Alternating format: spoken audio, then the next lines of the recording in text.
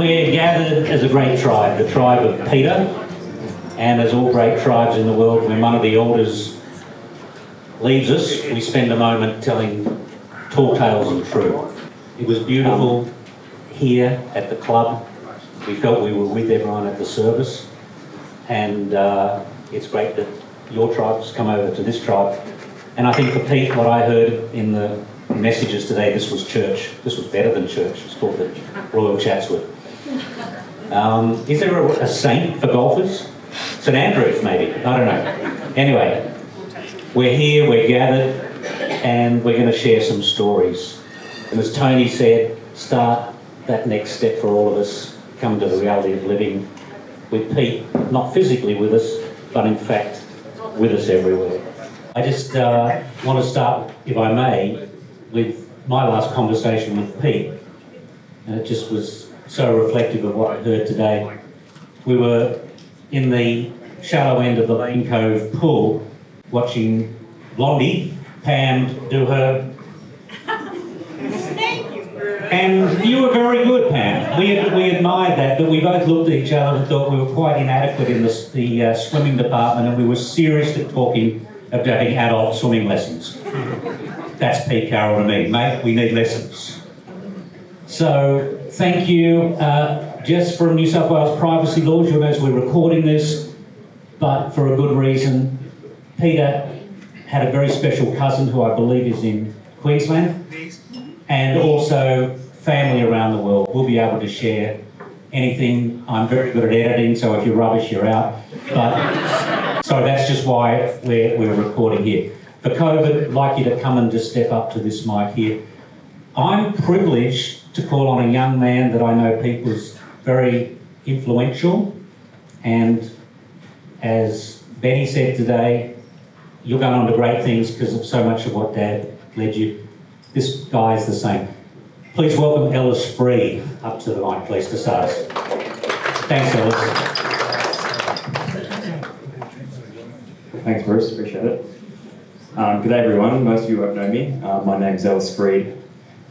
I grew up opposite Pete and Pam on Biggenswood Road, and really, I can remember Pete from my earliest memories. We have a kind of tight-knit of families in the neighbourhood, and we refer to ourselves as part of the gully. Pete was a really big part of that. Pete was really the ultimate neighbour. Whether it's having a chat or having a beer, he was always around to lend a hand. Giving advice on a failed DIY project. He was always there to help out. I remember one time my brother and I got into a fight over a video game, and it ended up with a hole in the wall. But that's okay because Pete was there to patch things up the next day.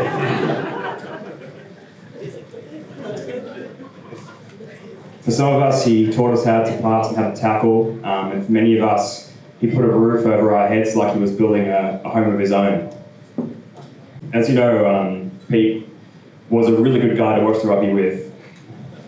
Whether it be the All Blacks or the Auckland Blues, if you ever had the pleasure of watching the footy with Pete, you'd know that he had always the utmost respect for the modern day rugby referee.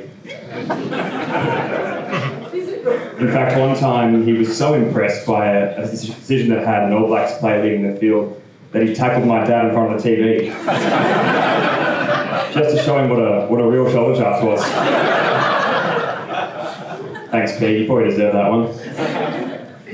Jokes aside, no one really embodied the spirit of the gully in friendship and community quite like Pete, and he'll really, really be missed by our group, and I'm sure by many others as well. Thank you, Ellis.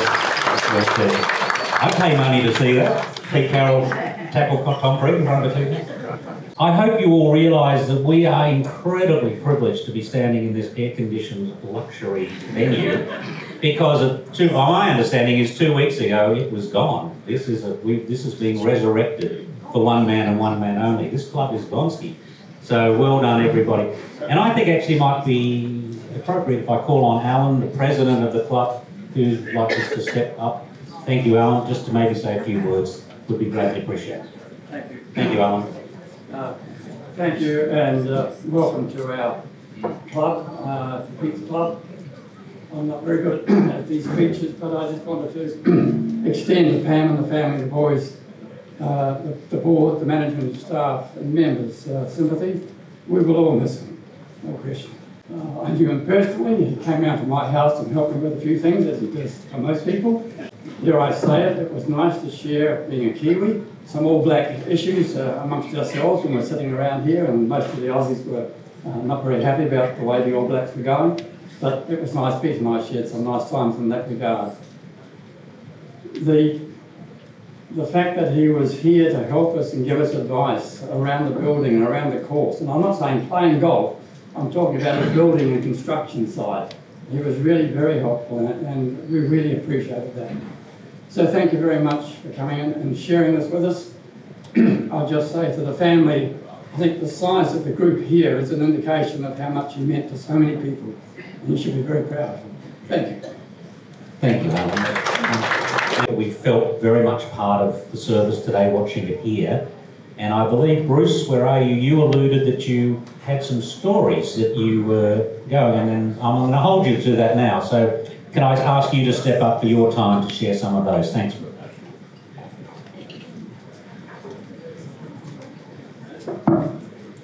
Well, there was reference during the talks to a period in Europe where we commonly call the Failure Trail, because it titled a number of festivals that mainly entailed drinking: Pamplona, Fusina and Munich. And there's a lot of guys made a lot of friendships over that time and have continued to keep vaguely in touch. And of course, with Pete's passing, there's been a huge response with people sharing emails and old stories and that. So I've got three here that have come through. One from Denny Barry. To give a bit of background here, Alex Wiley was a famous All Black, known for being an extremely hard man. So this is a story from Denny Barry. Well, Pete and I were sitting having a frosty in more than likely a highly suspect establishment. During the blur of yet another failure trail around Europe, I suspect mainly possibly have been in Pamplona, we were inevitably talking footy. And Pete told me the story about a trial that he was at Pukekohe Stadium for the All Blacks. Possibles versus probables, which was a trial game, as it was in those days, and Pete in the white possibles jersey. Well, as Pete told it, about 5 minutes into the game, a line out on halfway, grandstand side of the ground, wet, muddy, prick of a day, an absolute given, of course, since it was Pukekohe, New Zealand in winter. Probables ball, they won their throw-in, and the number 8 came steaming around the back of the line out, all in one hand as he was wont to. Pete was marking them, lined them up for the tackle, and he glanced up and he saw it was Grizz Wiley's eyes just prior to hitting him, front on, and he reckoned in that instant, just before impact, he knew he was never going to be an All Black. We in New Zealand are so terribly saddened that we're unable to be at his final farewell today, and by the loss of an absolute gentleman, a highly respected rugby player and a wonderful friend for those of us lucky enough to know him. Rest in peace, Pete, on behalf of the Black Diamonds in New Zealand. Now this one comes from Grandpa, an old mate that he spent a lot of time in the States with. Pete's first day out skiing, Beaver Creek, Colorado, where he was working on rockstar houses. Not one to start on the baby slopes. We took him up the mountain and pointed him on his way. Perfect snowplow. He asked which side of those cluster of trees to pass. Left-hand side, Pete, we said, and keep your eyes down the slope. We watched from above and saw him do a perfect arc and bear hug the biggest tree. And all the snow came down and covered him with snow. When we got there, fearing the worst, he had the biggest grin on his face. How did I do that? And this one from Hub Rickett, who also had a few games for the All Blacks and played a lot of rugby with Pete. Wonderful to have known you, Pete. My heart goes out to you and your family at this very sad time. I do recall some rugged games of rugby we played with and against each other, and we always found that the aftermath functions easier and more memorable. I think you may have outplayed me in those social occasions. I think you were the loosest loose forward around. These are very strange times. I regret not being able to be there for your final funeral. Hare Ra e te rangatari. Goodbye, sir. That was Mara. Okay.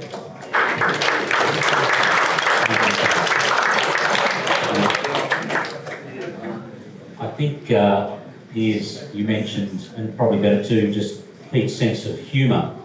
And this is, I just remember, I'm looking at this photo, the smile on his face. I got a similar reaction when I told Pete that I was a little disappointed with some of you members that are present. You used to speed down Beaconsfield Road. We had all these young kids. So I rang the then president or secretary of the club and as Constable Paul Wilson from Chatswood Highway Patrol and said we could either slow down or there'll be a few booze buses. So a few months later I told Pete that and he said, mate, they were going around saying there's police going to be there. So it worked and he thought that was wonderfully funny. So any of you guys please think about that. Talking of the club, I have Mr. Les Chung down, I hope I said your name correctly, to say a few words. Is he coming in? My mislead. He was at the service. He is here. And you are, sir? Damien Jones. No, you haven't paid enough, sorry. Damien Jones. Big round of applause. Come on, he stepped up. Thank you. It's been a few years, we've always wondered who calls police. Now we know, guys, now we know. Look, Piercy rang me and said, have you got a couple of stories? And I said, well, probably too many stories. But we, the Jones family, met the Carrolls in the late 90s through Lakecote Junior Rugby Club, where Pete and Pam were super volunteers, doing all the big things and the little things, Pam, that keep the rugby club afloat and put the kids on the park each week. And whilst our two eldest sons were in different years, different age groups, Pierce and our youngest son Ryan played together. And I remember the under sixes, under sevens, which is sort of, as many of you young blokes that know, modified version of touch. Footy, the lone coat jerseys are stark white, and they pretty much stayed white, only had to be washed once at the end of each season, for under sixes, under sevens. But come along under eights, and it's scrum, tackle, ruck and maul, niggle, a little bit of biff, it's all go, full body contact. And we were a little bit worried about our troops. And who stepped up to be referee for Pete Carroll? You couldn't ask for anyone better to step up as the referee. And I've just got two anecdotes that have stuck in my mind for a long time. We got the chance to put the kids on the park down at Blackman twice before the first round of the season. And all the dads are getting out the tackling bags and the drill things and the cones, and we're all set up. And Pete just takes the boys over the other side of the field into a huddle for the next 20 minutes. What's he doing? What's he doing? And he basically said to the boys, so what's your war cry? What's your war dance? And they were looking around like, we're Aussies, we don't know about this sort of stuff. He said, well, you got a team song? No, we don't know anything about this. So they spent the first 20 minutes putting together this war cry. And I know it, but I won't sing it. Piercy knows it. But what it involved was them all running up and down, standing, upright in a huddle, bumping up against one another with Pete in the middle, and he'd yell out, the call, and they'd come back with whatever the cry was. What do you need to win the game? And then at the end of the war cry, they'd all fall on the ground, turn on their backs, and do the dead ant dance. And that became that took up half the first of only two training sessions. These kids didn't know what rugby was really all about. And I suppose the lesson from that is Pete had this depth of character and wisdom that he knew and imparted on the boys that the sense of team and camaraderie was more important than the game. And that'll stay with my son and the other boys for their lives. And so you know, what was a lot of fun turned out to be something that was quite a lesson in life.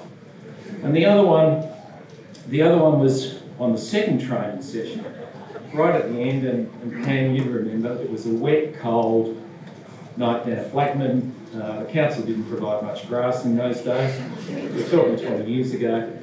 And we were really worried because the white jerseys were still pretty white.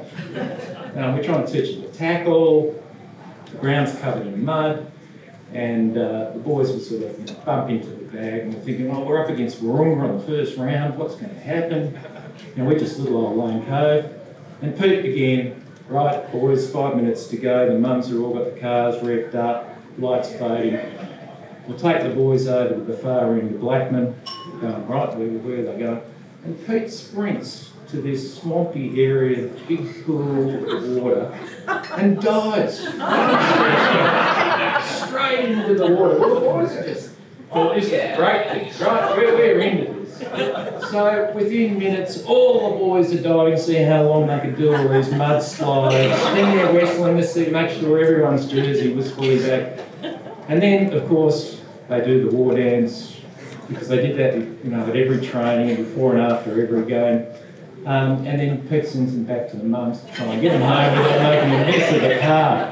Well, my boys had run home naked because they had to take off. Yeah. So the mischief in Pete and his ability to turn something into fun.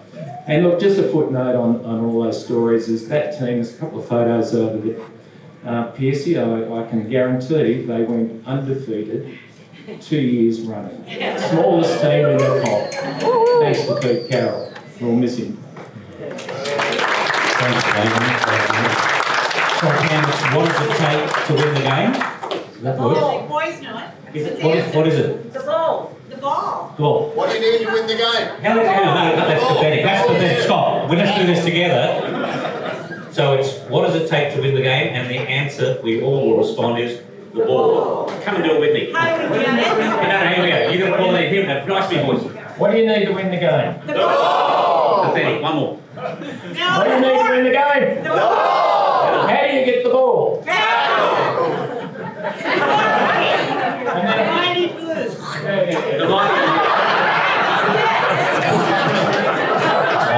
Diving in the mud, leading through example. Now I think he's cleared his network commitments. He's off there with Channel 10. He's going to join us now. Mr. Les Chung, come on over. Come on, you can welcome him better than that. It's like the Masters. You're wearing the green jacket almost. This is the summer boot. There you go. Thanks, Les. Actually, it's been a while since I've been back at this club, and some of you know why. Pete was actually standing behind me as well. But look, I want to say something to this blokes, especially when you're over 60. And I'm not going to be funny like that. And I'll keep it short too. The word love is not normally associated with big burly blokes like Pete. But I know the women that saw him today, those photos, especially Pam, you were very lucky to get him. I know the other one. But Pete loved to drink. He loved a good yarn. He loved to help his mates. He loved a good ruck. I've got to be careful how I pronounce that because sometimes with my sort of speech and language I can say the wrong thing. But he did love a good drink, and he loved his rugby and he loved his golf. And I think a lot of us benefited. I think some of our handicaps came down a lot because he used to give us a lot of putts. Not that the club knew about it at the time. But no, Pete was one of a kind. And as I looked through all the lists and thought through all the people that I knew, and I did apologise to the guys that I told that to, I don't think there is anybody that I know that didn't like Pete. Nobody that I knew didn't like him. And that's, I've spoken and told everyone. But he was a bloody good bloke. He was a really good man, and he set an example for all of us. If I was half the bloke he is, I'll get up there and I hope that I've already got the locks ready for me to let me through because I can't get through otherwise. But to the boys, Pierce and Bennett, mate, if you want an example, your dad's the one. Stick to it, right? Thank you, Leo. I'm one of Pete's newer mates. I met him in January '98 when I bought a house down here, and it was fairly obvious fairly early that Pete knew how to have fun. And I sort of wished I'd known him when he was younger, because we've all been to those parties when we're young, and there's the guy that's the last to leave, and he's standing in the corner with a lampshade on his head. That was Always the last. Never left anywhere. Yeah, so that was Pete, but unfortunately, most of my memories are through golf trips and a few other things, and the two things that I always remember about Pete, he was always late. I sort of, even today I was thinking, gee, I've got to get going, I've got to get there by 2:30. And then I thought, no, he won't be there. He'll be there 2:45.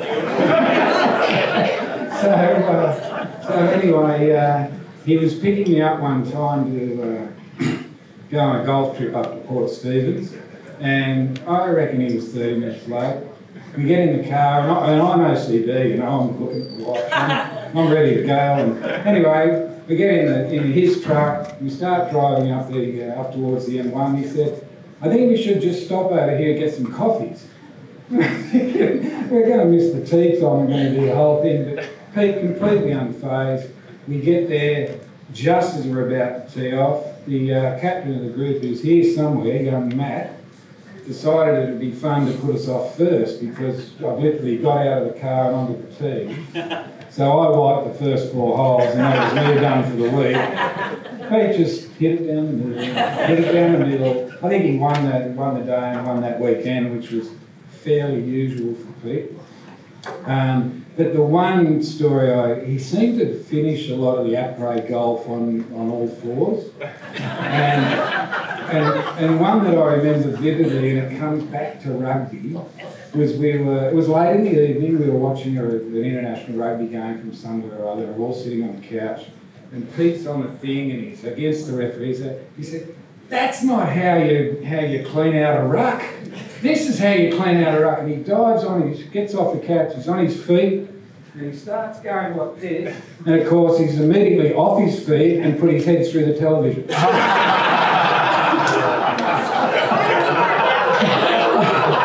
don't know how it didn't break, but he hit it hard. And then a couple of times at Barnburgle, he finished coming up through the dunes late at night on all fours as well. And wondering the next morning why he only had one jandal. Anyway, so that was Pete. Just quickly, and I'll get out of here, but my fondest time with Pete was he did my renovation in 2009. So we were together every day for nearly a year, and people said, don't use a mate to do a building job because you won't be mates at the end of it.